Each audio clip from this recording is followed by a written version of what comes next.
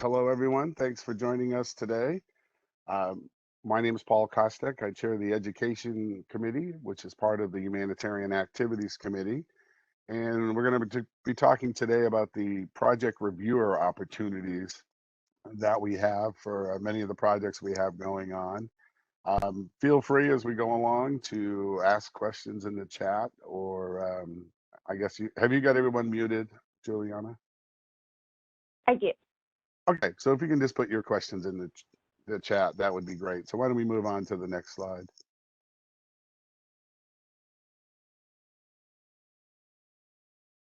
All right, we'll doing a basic introduction on the committee, talking a bit about the activities we have going on there, and we'll be talking about the role and the importance of these project reviews over the last couple of years.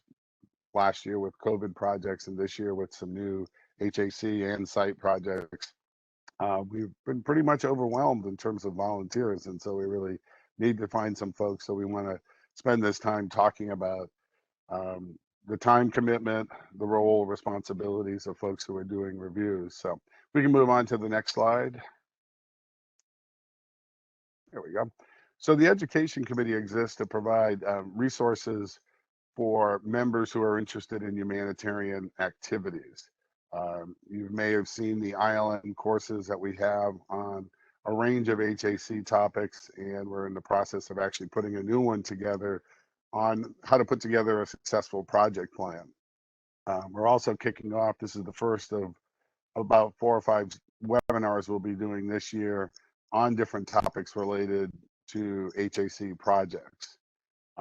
One of the things we'll be talking about obviously today is the critical role that reviewers can play in helping people have successful projects. Can we move on to the next one? All right. Just to give you a sense of scope, just this year, we've had 156 proposals submitted from 34 countries. And much like the standard process in IEEE, we try to do multiple reviews of the same proposals so that we get a fair assessment of those proposals. The challenge, of course, is a committee like HAC that has, I'm going to guess, 17, 18 members, plus some of our members of our other subcommittees. We get stretched pretty fast in terms of being able to review these proposals, and we don't always have the expertise in the varying areas of proposals that are submitted. So what we're looking for from project reviewers is to help us, the committee, do a fair assessment, both HAC and site-related projects, uh, so that we can understand what are the best projects to fund. But we also want to be able to provide input and suggestions to proposals that may have some value, but may be a little weak in some parts of it.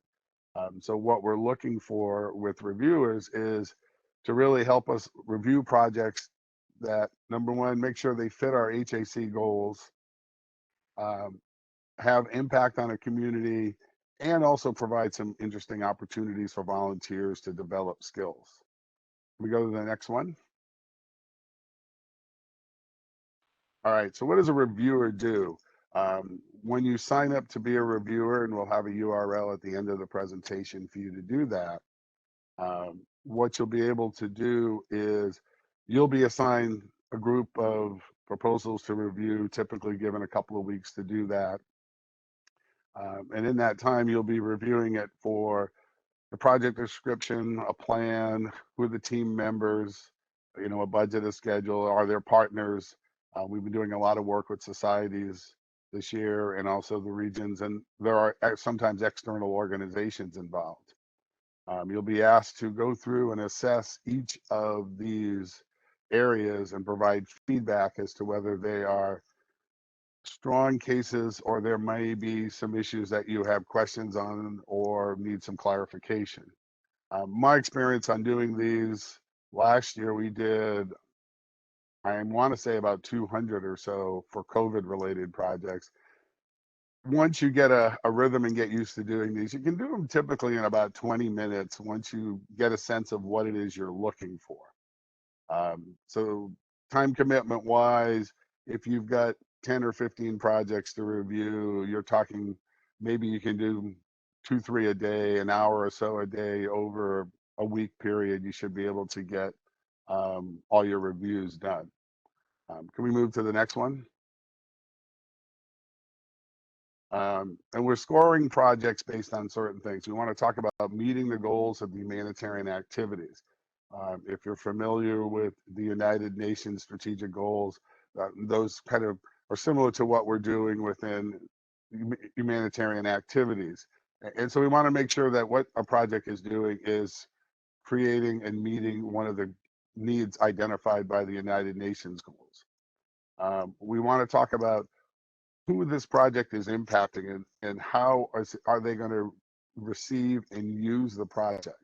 And what we're concerned about here is that this is something that people can use, whether it's simple to use or whether it doesn't take a lot of maintenance. And there's lots of fundamental questions come on that you need to be, when you're reviewing these projects, looking at the question of if somebody received this in a university or a school or a hospital, how would they go about using it? How would they go about maintaining it?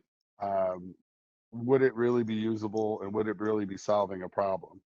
And then for the volunteers, it's really the question of, are we providing some information for them that's really helping them to develop some skills, use skills they have, and also develop resources for the future? One of the things we don't want to see happen, and this has happened occasionally on projects, is we're not looking for students to come in and take their capstone project and say, hey, IEEE, HAC, please fund our capstone project. We're really looking for standalone projects that a section is trying to do, or a society chapter, or maybe a society working with a section or a region. And one of the key ones we're always looking for is probability of success.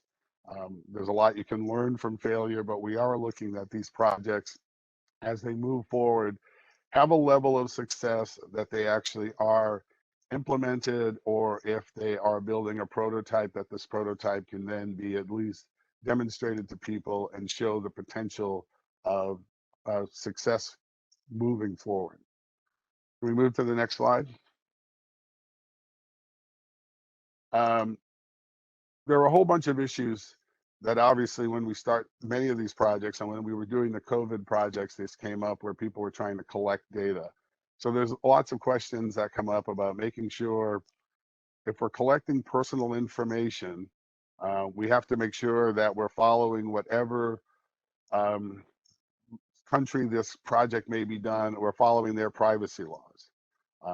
And if they haven't already considered those, they will be asked to do that. We do have typically entities within IEEE, both from the patent side and also from privacy and other issues, do review these proposals if there are these types of questions. Safety issues come up, especially in the world of medical devices. A lot of people last year were working on ventilators, decontamination devices. There were a lot of people playing with robots and questions of, can we have robots to safely deliver medications to patients or doing other things. So there's lots of safety issues that are involved. And so when you're looking at a proposal, you'll want to study the question of, is this safe? Are there things here that we need to get further information on? And then there's always been this issue, and we're trying to, I think IEEE is trying to do a little bit more of this, which is really encouraging some of these items to maybe become commercial products, but we have to look at the question of, how do we take those steps into the commercial world? And again, you don't necessarily as a viewer have to worry those things. You can flag those questions, and with help from staff, Holly and Juliana and Betsy, they'll get out to the right parts of IEEE that review these types of questions to come up, so that we make sure that these issues are addressed before funding takes place, so that there aren't questions on as we go further along. I think I'll stress that really important. As you review these proposals, don't feel we need you to make legal or even deep technical decisions. We're looking for your technical knowledge, but if you're not sure, you have concerns, you can flag those as you submit your reviews, and that then staff can take those and move those to the necessary organizations. We can go to the next one. Oh, that came out terrible. Sorry about that. This is just a sample budget. All of the things will come in with budgets, and what we always ask for them is, will your budget be covered just by HAC funding, or will you have other entities? And those other entities can be other parts of IEEE. And so what we ask you to do is look at the budget and ask the question of, does this make sense to you? What they're purchasing. One of the things we've seen in the past that has come up is people are purchasing things like 3D printers.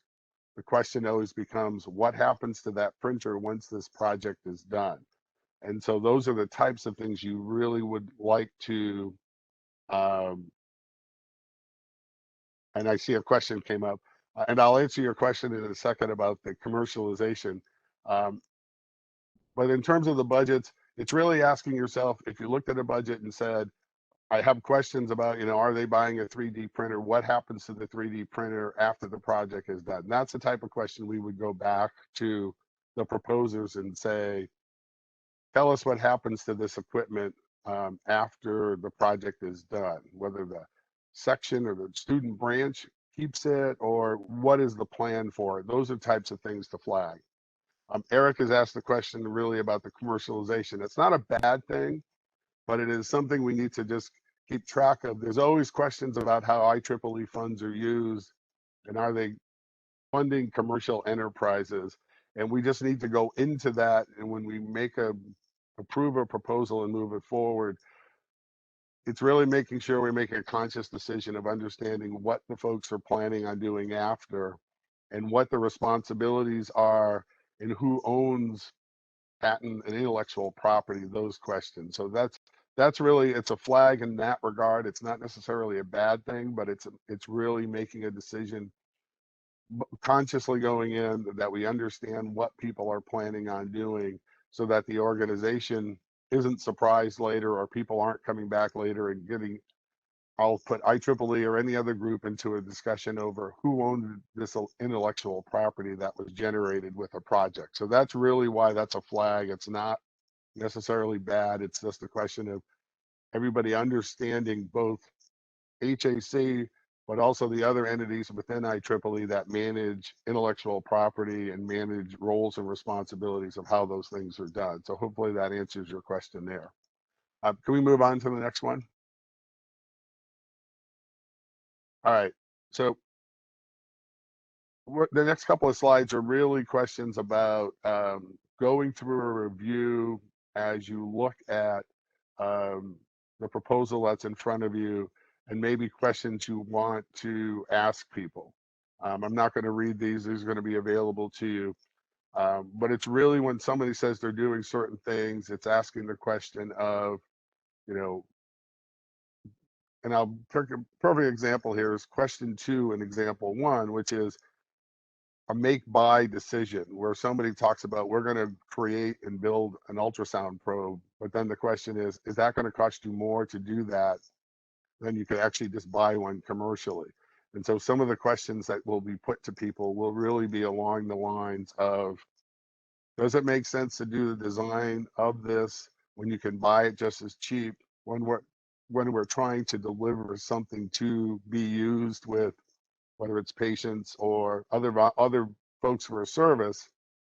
We want to make sure we're using the money the most reasonable way possible, so that we're not necessarily paying for something to be designed that can be purchased, and at the same time may impact the schedule because of the time it takes for folks to get things done.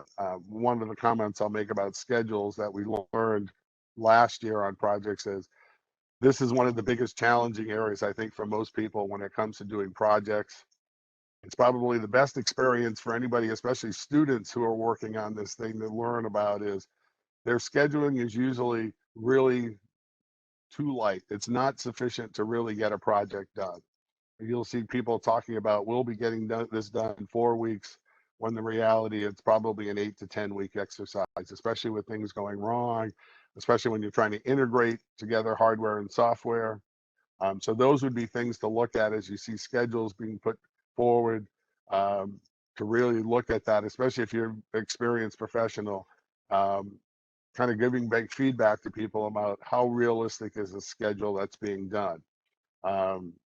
We also have an example 2 here, which is really asking people about metrics. Again, this is something that a lot of people don't address in their proposals, which is how are they going to know that they're succeeding and moving forward on their project?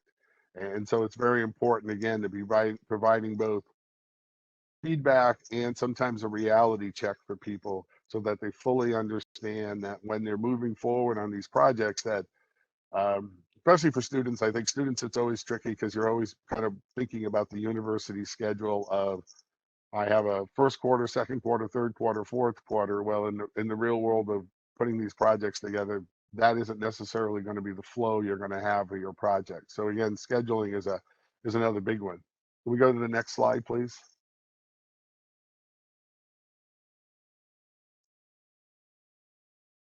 All right, and then this here really is we send out call for proposals and talk about the areas we're interested in.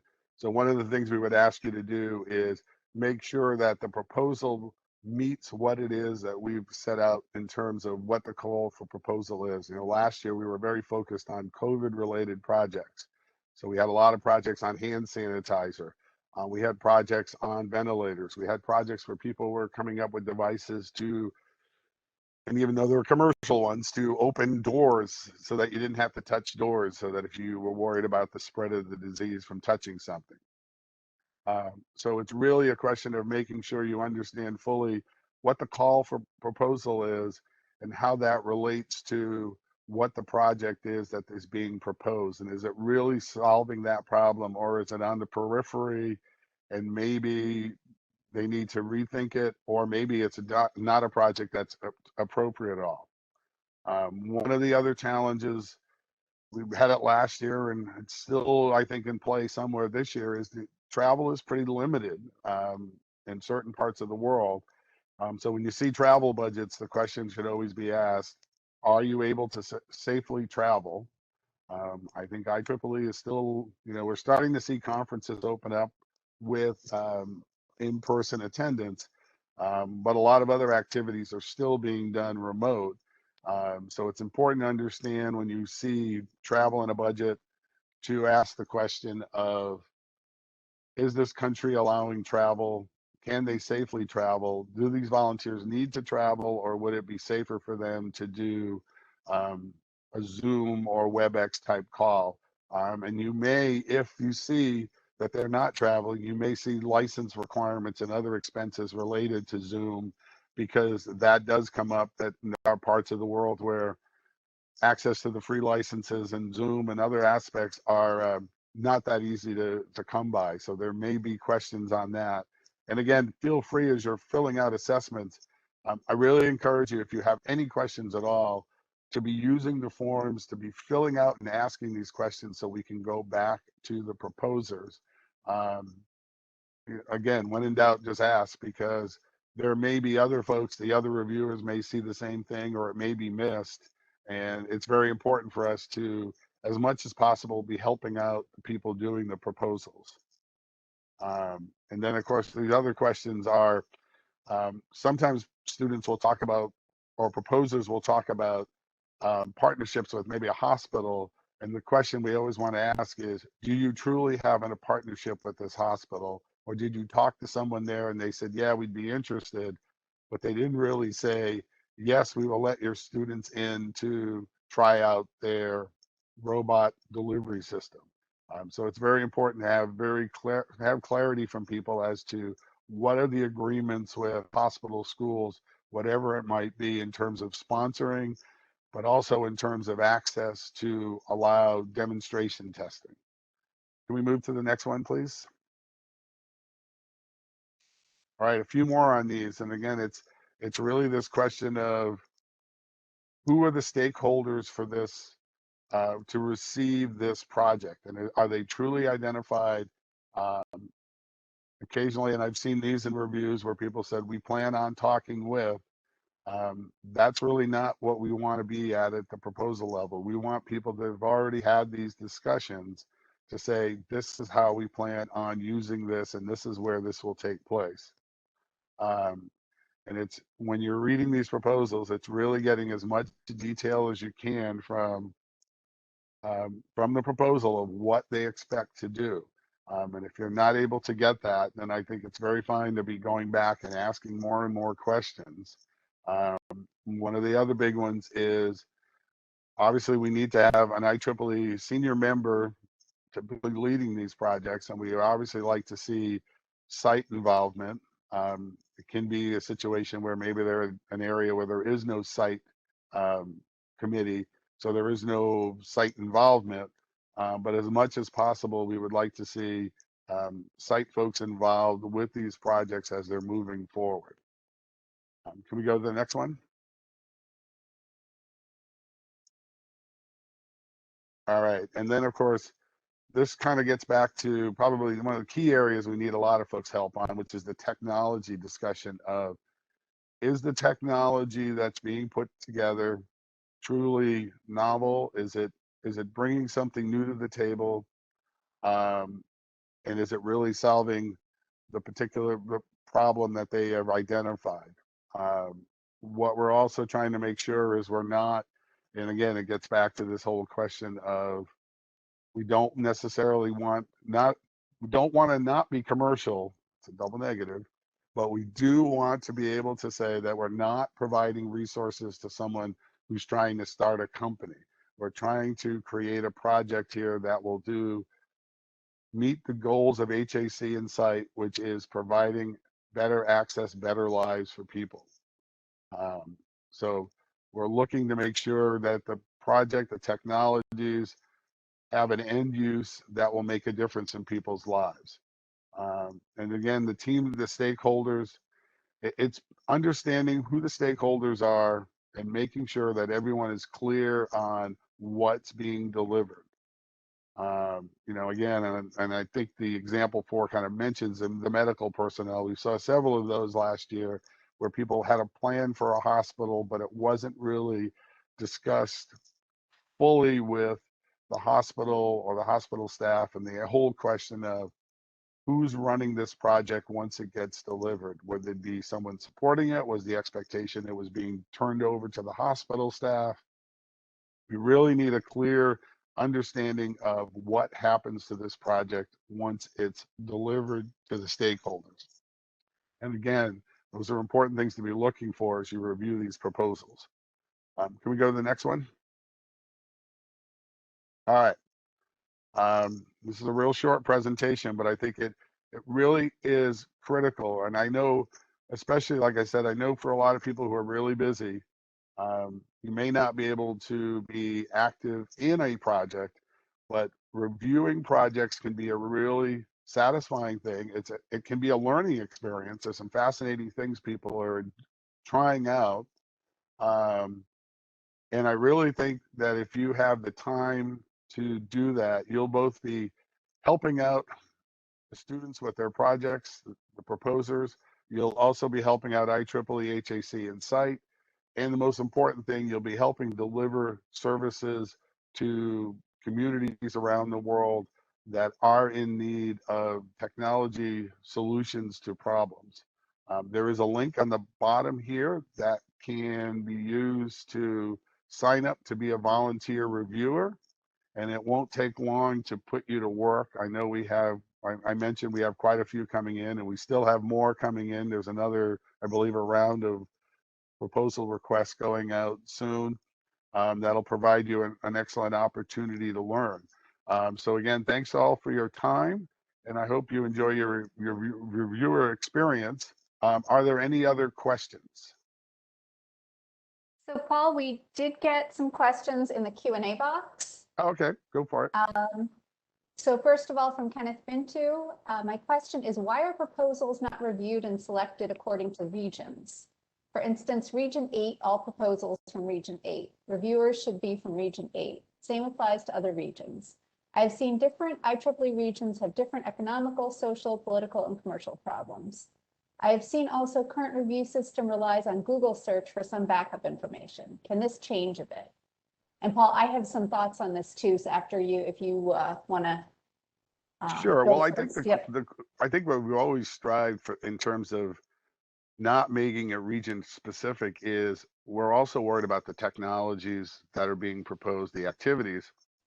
And we don't want to limit it to just one region looking at its own proposals, because there may be people in region 10 that have done a similar project to what's being proposed in region 8. And this allows those folks who have had experience or seen other proposals to be able to offer maybe some suggestions on either lessons learned or whatever. So I think the concept of saying, let's just make it region specific, limits the opportunities for people who may have experience. And I think one of the areas that we looked at a lot last year were medical devices. And we didn't talk about it today. We can talk about it in another webinar. Will be communities of practice we put together that really brought people who have expertise. And I don't think we want to limit it and say we'll only talk to region 8 people about particular things, when there are institute-wide experts in lots of different areas who can be available to help with it. So I think that has really been the reason we don't want to just make it region specific. And Holly, you had some suggestions? Yeah, a few other things. Just when we've had in the past, if we needed some additional regional information, we would talk to some folks in that particular region. So that does happen. And one thing that I wanted to note too is that HAC is piloting collaboration with regions to have some regional specific calls for proposals. So for example, region 10 is currently, I think tomorrow is the deadline for the joint call for proposals between region 10 and HAC. And that is the reviewers are just in that region. So just wanted to note that is something that does happen, and other regions may do that as well in the future. But I think what Paul said before is just so valid, that there are these overarching pieces where it doesn't just need to be somebody from that region who should be reviewing. Okay, what were the other questions? Okay, next question is there a standard review scorecard form the reviewer has to fill? Yes, there is. And sorry, I was having trouble bringing some of that stuff into making it presentable on a PowerPoint slide. But there is an entire set of forms you fill out that actually have a scoring range, and they have room for questions or comments. And as I mentioned, probably the comments are the most important thing that takes place in there. The scoring is important, but if you have specific comments, that really can make the biggest difference on proposals. Right. And can I just add too, just with the staff, we see all the comments, and really, just wanted to stress that comments, when there aren't comments and they're not specific, that makes it very difficult to assess, should the project move forward. So we have 2 tiers of review generally. So tier 1, all the proposals get reviewed, and then a subset of those move on to the second round.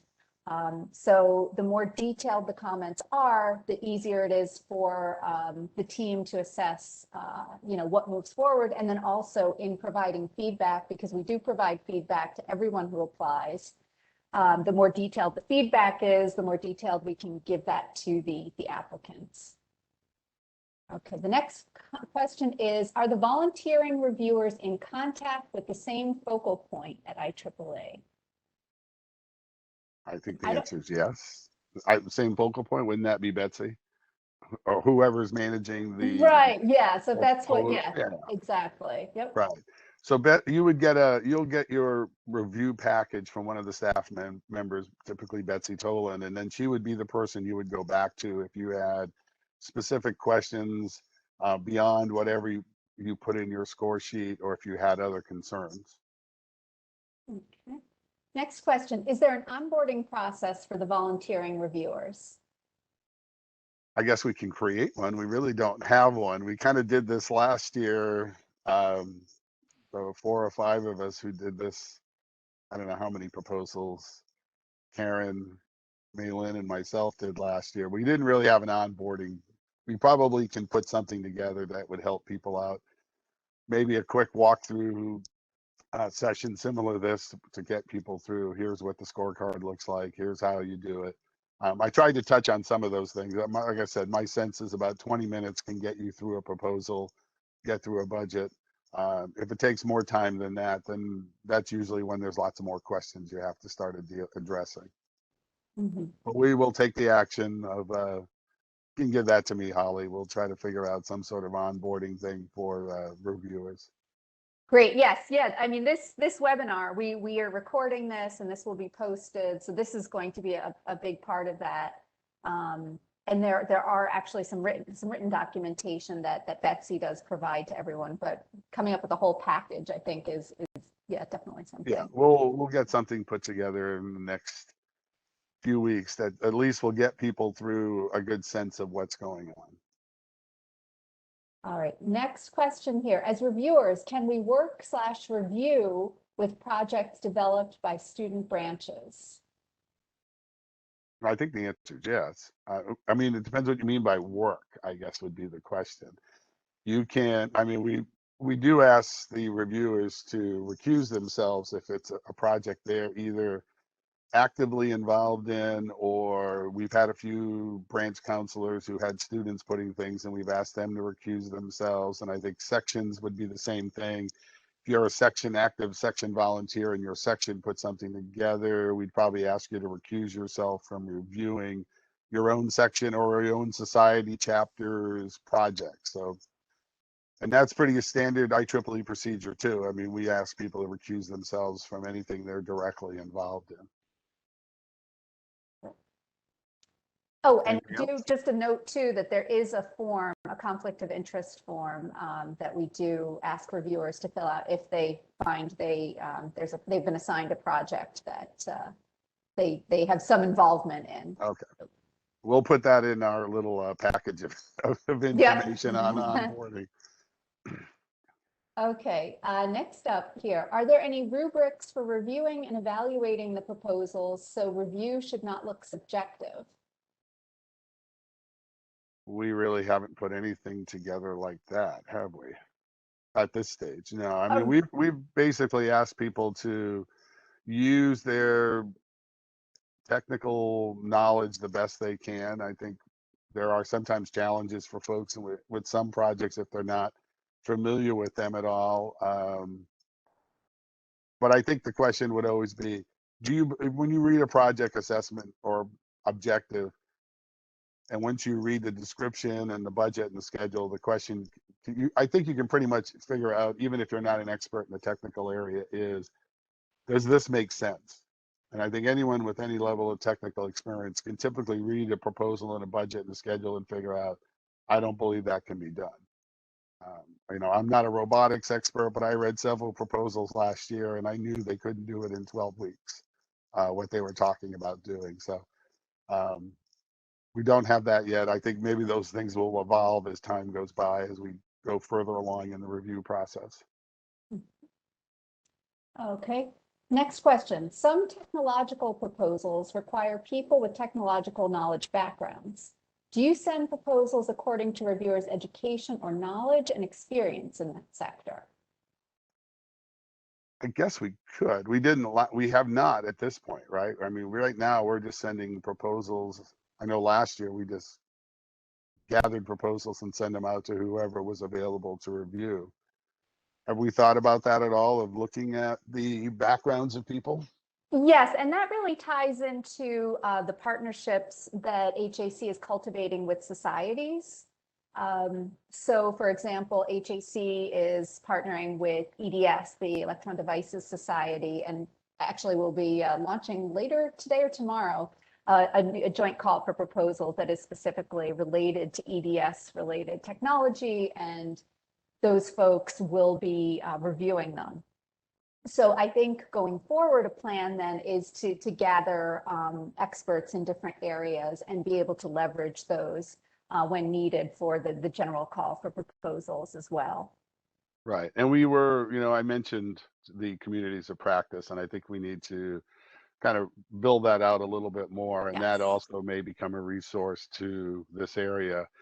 We created these communities last year because we did have projects that were medical device related, as an example. And we needed people who had a background to not just assess the projects, but also be a resource to the folks doing the projects, because especially medical devices, every country has very different rules and regulations on how one introduces a medical device into the marketplace or puts it into a hospital or into use. And so I think those types of things will start to progress. If you sign up to be a reviewer today, you're kind of at the very leading edge of this type of activity. So you can also help us define this even better. So. Absolutely. Well, yeah, we have the reviewer questionnaire is really asks for specific areas of experience. And then we also request the CV or LinkedIn profile so we can get a better sense of the reviewer. So yeah, absolutely. This is going to help us to have those more targeted reviewers, make sure that we're able to point them in the right direction. Anything else? Yep. Okay. Could you provide precise examples, call of proposals from HAC so we can get an idea of the type of project auditor will review? So we could, I don't know, Julianne, if you could share like the call for the upcoming call for proposals. Just give me one moment to pull that up.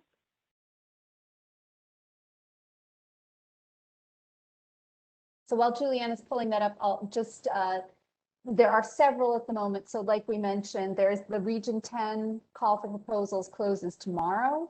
And that is just for a prototype. That's a much smaller prototype that does not involve any kind of travel. The HAC HAC site call for proposals, which Juliana is pulling up. This will open on July 12th and will be rolling review through August 16th. And the HAC and EDS call for proposals is going to open tomorrow and go through, I think it is August 8th. And that's specifically for EDS members. The Region 10 one is specifically for Region 10 members, but the HAC site one that Juliana is pulling up, that is for any IEEE member anywhere, regardless of society.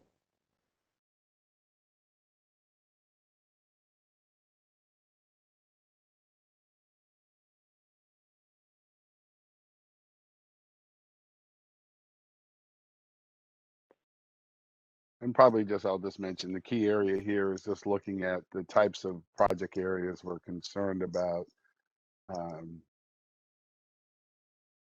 And again, these vary globally in terms of where you see these types of things. I mean, last year with the COVID, we probably saw most of our projects coming in from the PPE side and medical devices, water and some sanitation.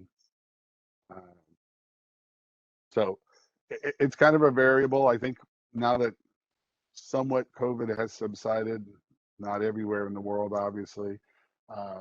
Some of these may change the focus areas, but these are kind of the areas that are focused right now. We have other questions, And Holly? Yeah. Just something to quickly mention in this call for proposals, we do have something new, which is the category for other issues of pressing community need. And that's to ensure that in countries that perhaps the pandemic situation is not quite as dire, there is that opportunity to still submit a proposal, even if it is not directly connected with COVID. We got another question here. Is it possible for a reviewer to decline a review job because he, she, them does not feel quote unquote legitimate, lack of competences or understanding of the context of the project? Yes. I mean, obviously, if you read it and just say, I'm totally lost, you can say, I'll pass on this one. I guess one comment I'd make is, my sense would be anyone who's in IEEE, if you read a proposal and totally got lost, you may have to ask yourselves one of two questions. Is it because you don't understand it at all, or is it badly written?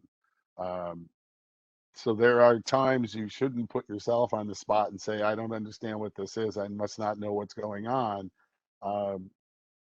We've had a few of those where they were just poorly written. Sometimes it's just a challenge of English as a second language and converting to English a technical proposal.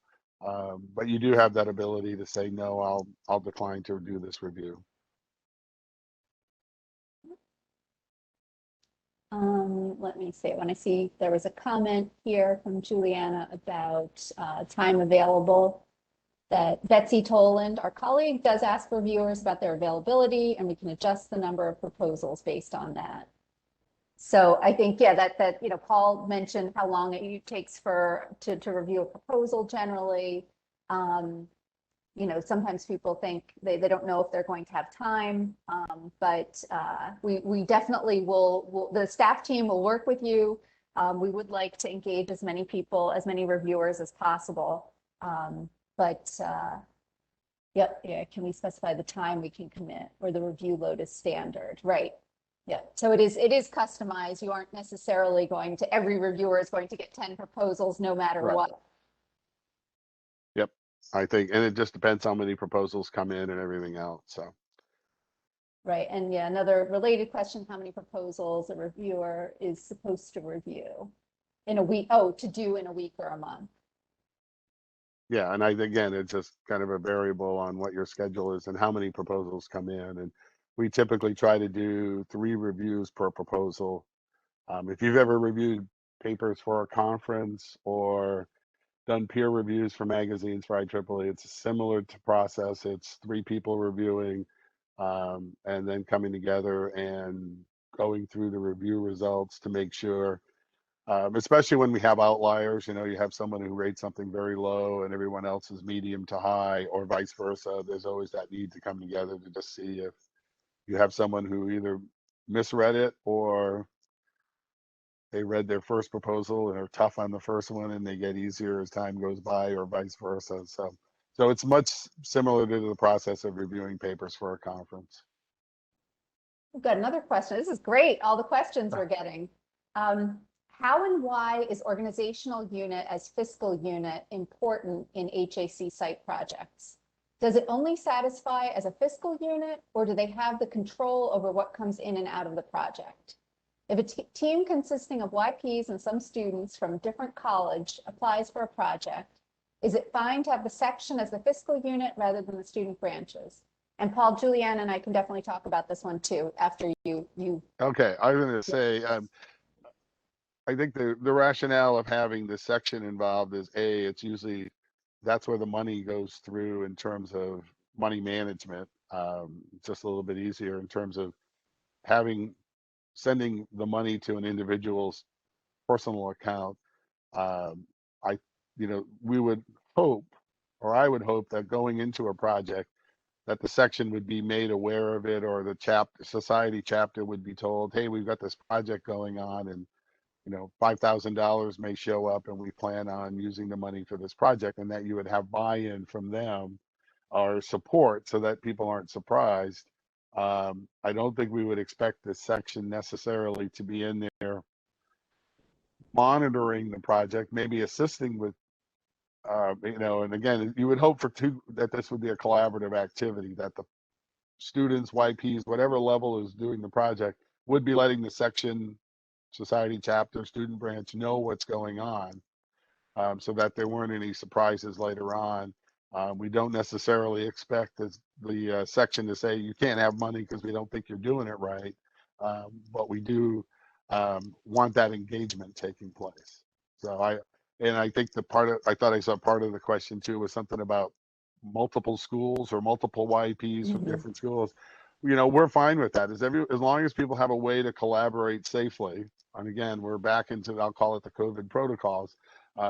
If you have a way to communicate and nobody's putting themselves in risk or in danger by traveling to someplace they shouldn't be traveling to, or so we're fine with all sorts of collaborative type efforts on these projects, and really encourage that there be communication with the section, student branch, chapter, whatever it is, to make sure everybody's aware of what's going on. And Holly, Juliana, what did you want to add? Right, yeah, that's exactly it. And generally speaking, we only can transfer to the section. I know there are a few exceptions that we've seen over the years. I don't know, Julianne, if you remember what those exceptions are. The exception would be if there is no local section. That almost never happens, but we have had, like Holly was saying, just a very few handful of cases. And in that case, we may try to work with the local council or another IEEE entity that operates in the area. But Right. yes, I'm sure it must be close to 95% of the time that we are transferring to sections. Right. And the section, yeah, the section should provide fiscal oversight. Built into the process of providing an award, we do communicate with the section chair and treasurer. So Betsy Toland includes them on her communications. So this should not be a surprise for them. That's why we make sure that the applicants, that they are talking to them beforehand. But I did want to make one note, because we have seen this occasionally where a section has tried to, the section is trying to exert influence or control over a project, that really shouldn't happen. Like, they shouldn't be the ones who are deciding things about the project. It is the project lead, the project team that does that. The section really is in charge of making sure that the financial piece, that makes sense, that it's following IEEE financial rules. But they should not be, the section should not be managing the project. And if there ever is an issue with that, we ask project teams to let us know, because we'll get involved. We've done that in the past, and we'd be happy to do that. Okay. Any other questions? Let's see here.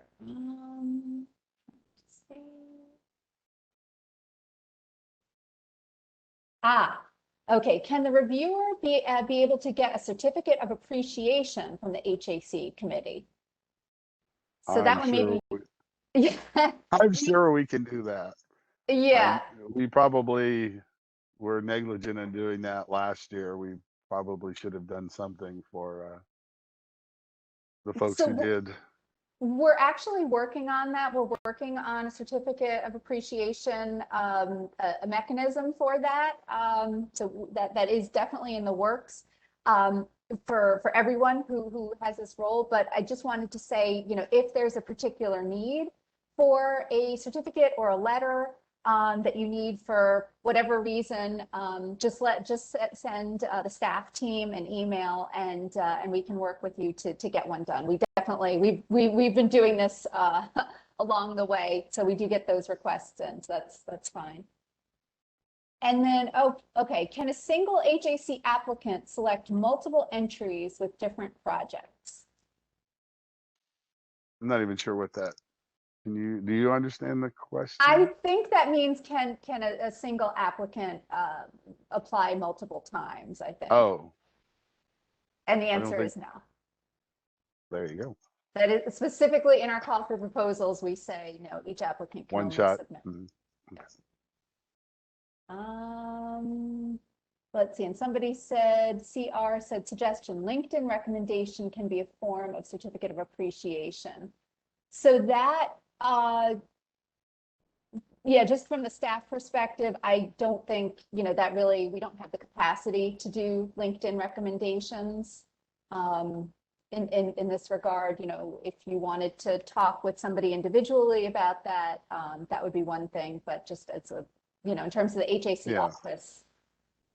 Going into people's LinkedIn accounts, yeah, a little tricky, but okay. Let's see if there's any other questions here. I think that's it, Paul, unless one more just came in. Nope. Nope. Yep. All right. Well, thank you everyone for your time and your questions. Really appreciate that. This is, oh, somebody just popped up with the project team members will also receive certificates. I guess we weren't really doing anything for the project teams yet. That's part of the mechanism that we're working on right now. Okay. Okay. Yep. So it looks like all of that's in work. So that's a good question. More to come on that. Again, appreciate everyone's time. Appreciate Holly and Juliana's help getting this set up. Hopefully you all found this worthwhile, and the link is there. So if you can start signing up to be a reviewer, we will be putting the people to work in the next month or so doing reviews. And if you have questions, looks like Holly just put up the email for the commit for HAC. So send your emails along, and if you can find me, you can send me emails too. That's not a problem. All right. Thanks again, everyone. Enjoy the rest of your day. Thank you, Paul. All right. Thank you all. Bye-bye. Thank you very much.